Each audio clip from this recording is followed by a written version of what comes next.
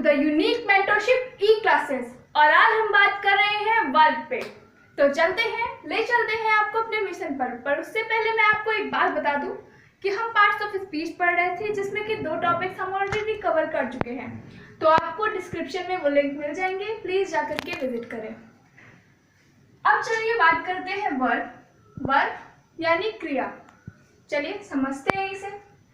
A verb is a word that tells about the action or state of a person or a thing।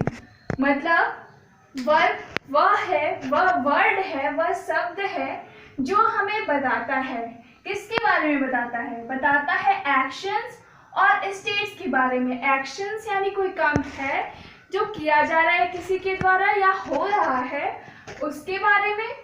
और state यानी किसी चीज की condition, किसी इंसान की condition at a particular time, वो स्टेट कहलाता है। एक्शन और स्टेट के बारे में वर्ब हमें बताता है किस चीज के एक्शन और स्टेट? पर्सन्स और अ थिंग यानी व्यक्तियों और वस्तुओं के एक्शंस और स्टेट के बारे में जो हमें बताता है वो वर्ब कहलाता है। अब देख लेते हैं कुछ एग्जांपल्स जिससे आपको ये पॉइंट अच्छी तरीके से क्लियर हो जाएगा। ये रहा ये example first. She is singing, वह गा रही है। वह क्या कर रही है? वह गाना गा रही है। तो she is singing, she is singing एक एक्शन को शो कर रहा है। यहाँ पे यहाँ बता रहा है कि वो अभी गाना गा रही है, तो ये एक्शन को शो कर रहा है। सेकेंड एग्जाम्पल पे अगर हम आए तो यहाँ है ही इज अ टीचर। वो क्या है? वो एक टीचर है। टीचर है तो ये स्टेट को शो कर रहा है। यहाँ पर ये वर्ब में ये स्टेट को शो कर रहा है। Dogs are barking, my favourite dogs. अब देखते हैं डॉग्स क्या कर रहे हैं। डॉग्स आर बार्किंग, डॉग्स जो है वो भौंक रहे हैं। वो भौंक रहे हैं तो ये भी एक एक्शन को शो कर रहा है। यहाँ पे ये एक्शन हुआ और ये हो गया स्टेट, ये फिर शो कर रहा है एक्शन को। वर्ब क्या है? क्रिया, यानी जिस चीज से किसी चीज को करने का या होने का बोध होता है वो क्रिया कहलाती है या वर्ब कहलाता है। अब चलते हैं आगे। अब हम बात कर लेते हैं अपने अगले टॉपिक पे जिसका नाम है kinds of verb. Kinds of verb देख लेते हैं क्या है। फाइनाइट वर्ब और नॉन फाइनाइट वर्ब, ये काइंड्स हैं वर्ब के। अब बात कर लेते हैं फाइनाइट वर्ब के बारे में ताकि आप लोगों को अच्छी तरीके से समझ आ जाए। Finite verb act as a verb. जो फाइनाइट वर्ब होता है वो वर्ब की तरह एक्ट करता है। और इसी की जगह अगर हम नॉन फाइनाइट वर्ब की बात करें तो यहाँ पे आप देख सकते हैं ये do not act as a verb. Non finite verb verb की तरह एक्ट नहीं करता है। फाइनाइट वर्ब की मीनिंग देख लेते हैं। ये बहुत ही इजी मीनिंग लिखा हुआ है जो आप आसानी से याद कर सकते हैं। आपको याद करने के लिए और समझने के लिए वेरी इजी। तो आप बात कर लेते हैं मीनिंग के बारे में। Finite verb it changes it's form. Finite verb अपनी फॉर्म को चेंज करता है अकॉर्डिंग टू, किसके अनुसार? अकॉर्डिंग टू पर्सन, नंबर और टेंस। किसी व्यक्ति के अनुसार, नंबर यानी सिंगुलर नंबर, प्लूरल नंबर और टेंसेस के हिसाब से, मतलब पास्ट, प्रेजेंट या फ्यूचर टेंसेस के हिसाब से और पर्सन्स के हिसाब से, फर्स्ट, सेकेंड, थर्ड पर्सन्स के हिसाब से फाइनाइट वर्ब खुद को चेंज करता है। अब देखते हैं example. She is playing tennis, वो क्या कर रही है? वो टेनिस खेल रही है। She is playing tennis. तो यहाँ प्लेइंग, ये वो प्लेइंग मतलब टेनिस खेल रही है, तो यहाँ पे प्लेइंग फाइनाइट वर्ब है जो कि टेंसेस, नंबर्स और पर्सन्स के हिसाब से खुद को चेंज करेगा। अब बात कर लेते हैं नॉन फाइनाइट वर्ब के मीनिंग के बारे में। It doesn't change its form to person, number और टेंस। मतलब ये अपने फॉर्म्स को चेंज नहीं करता है अकॉर्डिंग टू पर्सन्स, नंबर्स और टेंसेस। एग्जाम्पल के लिए देख लेते हैं। She comes here to study. वो आती है, बुलाती है मगर जाने का नहीं, वो आती है। आती है क्या करने आती है? वो आती है पढ़ने आती है। अब यहाँ पे स्टडी देख लेते हैं, तो ये नॉन फाइनाइट वर्ब है क्योंकि ये खुद को चेंज नहीं करेगा, चाहे पर्सन्स आ जाए या पहाड़ टूट पड़े, ये खुद को चेंज नहीं करेगा। यहाँ स्टडी है, ये नॉन फाइनाइट वर्ब का एक एग्जाम्पल है। इसके आगे हम देखते हैं, इसके कुछ पार्ट्स हैं फाइनाइट वर्ब्स और नॉन फाइनाइट वर्ब्स को। अभी आगे इसको देख लेते हैं। अब चलते हैं हम अपने अगले टॉपिक पे, जहां हमें समझना था फाइनाइट और नॉन फाइनाइट वर्ब के काइंड्स के बारे में। तो चलिए अब बताते हैं आपको। फाइनाइट वर्ब्स के दो काइंड्स होते हैं, पहला ट्रांजिटिव वर्ब और दूसरा इंट्रांजिटिव वर्ब। ट्रांजिटिव वर्ब का मतलब होता है सकर्मक क्रिया और इंट्रांजिटिव वर्ब का मतलब होता है अकर्मक क्रिया। ट्रांजिटिव वर्ब की मीनिंग को हम समझ लेते हैं। ट्रांजिटिव वर्ब की meaning, it needs object to complete the meaning of sentence. Transitive verb को ऑब्जेक्ट की जरूरत होती है मीनिंग को कंप्लीट करने के लिए। कैसी मीनिंग को? सेंटेंस की मीनिंग को कंप्लीट करने के लिए ट्रांजिटिव वर्ब को ऑब्जेक्ट की जरूरत होती है। एग्जाम्पल के लिए, she writes a letter. She writes, वह लिखती है क्या? एक लेटर लिखती है। तो यहाँ अ लेटर एक ऑब्जेक्ट है।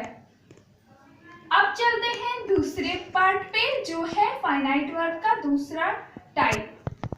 ट्रांजिटिव हो चुका है और अब हुआ इंट्रांजिटिव। इंट्रांजिटिव वर्ब की मीनिंग देख लेते हैं। It doesn't need object to complete the meaning of sentence. सीधे इसका उल्टा, इसको ऑब्जेक्ट की जरूरत नहीं होती है सेंटेंस की मीनिंग को कंप्लीट करने के लिए। एग्जाम्पल के लिए, शी क्राइड, वह रोई। कितना रोई? यहाँ दिया हुआ है अ लॉट। अब आप कह सकते हैं कि ये ऑब्जेक्ट है, पर ये ऑब्जेक्ट नहीं है। ये सब्जेक्ट ऑब्जेक्ट पे डिपेंड होता है। सब्जेक्ट जो होता है, सब्जेक्ट के बारे में ऑब्जेक्ट बताता है, पर यहाँ शी के बारे में ऑब्जेक्ट जो आप यहाँ कह रहे हैं ये कुछ नहीं बता रहा है शी के बारे में। ये क्राइड है जो वर्ब है जो बता रहा है कि वह रोई, बट ये शी के बारे में अलॉट कुछ बता नहीं रहा है, तो ये हो गया एडवर्ब। अ लॉट, वह बहुत रोई। अब चलते हैं नॉन फाइनाइट वर्ब पे। नॉन फाइनाइट वर्ब के 3 काइंड्स होते हैं, ये फाइनाइट वर्ब से भी ज्यादा बड़े होते हैं। द इंफिनिटिव, और सेकेंड है द जीरंड, और थर्ड है द पार्टिसिपल। द इंफिनिटिव क्या होता है? द इंफिनिटिव वो होता है टू WO वाला टू नहीं, TO वाला टू प्लस वर्ब की फर्स्ट फॉर्म अगर हम लगा दे साथ में तो वो इंफिनिटिव वर्ब हो जाता है। जैसे कि example, she came here to study, वो यहाँ आई पढ़ने। तो यहाँ टू स्टडी इंफिनिटिव वर्ब का एग्जाम्पल है।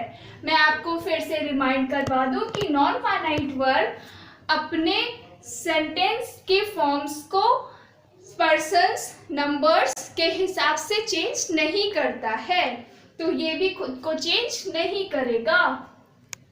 अब चलते हैं दूसरी फॉर्म पे, जो है the gerund. The gerund verb plus ING। अगर हम वर्ब और ING को प्लस कर दें तो हमारा जीरंड हो जाएगा। एग्जाम्पल के लिए, स्टॉप वरिंग अबाउट टुमारो, चिंता करना बंद करो कल के बारे में, मतलब कल के बारे में चिंता करना बंद करो। अब देखते हैं, ये जो है ये नाउन की तरह वर्क करता है, जो जीरंड है वो हमारा नाउन की तरह वर्क करता है। अब तीसरा है द पार्टिसिपल। द पार्टिसिपल के लिए हम देख लेते हैं, ये verb plus ing slash ed slash en etcetera, मतलब और es भी लग सकता है। काफी कुछ वर्ब के साथ प्लस होकर के द पार्टिसिपल को बनाता है। एग्जाम्पल के लिए I like that shining star, मुझे वो चमकता हुआ तारा बहुत पसंद है। यहाँ बहुत नहीं आया है, मुझे बहुत पसंद है इसलिए मैंने बहुत लगाया है।